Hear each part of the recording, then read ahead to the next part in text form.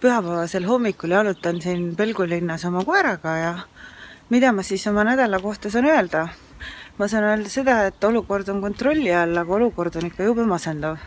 Sellepärast, et kõik asjad püsivad eelarves ja ma oma eelarvega lõhki veel ei ole läinud, aga ega eriti midagi endale lubada ka ei saa ja perekond on mul sellest sotsiaalprojektist pisut häiritud, ütlevad, et nendele juba varsti aitab, et kaua see pull käib, et tavaliselt me nädalavahetuseti oleme ikka valmistanud midagi head, midagi, ütleme, pisut suurema eelarvega kui tavapäraselt tööpäeva õhtuti ja sellised rõõmud seekord jäid nüüd ära ja ostsime kapsast ja kartulit ja hakkliha ja tegime endale siis sellise lapsepõlvest mäletatud kapsahautise.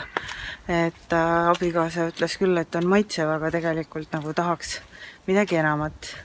Nii et selles mõttes ei ole midagi roosilist siin.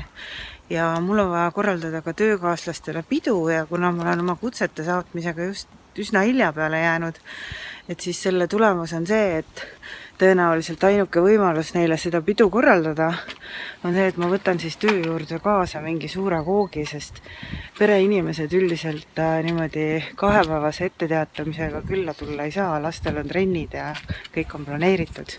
Nii et vaatame, kuidas see läheb. Tšau!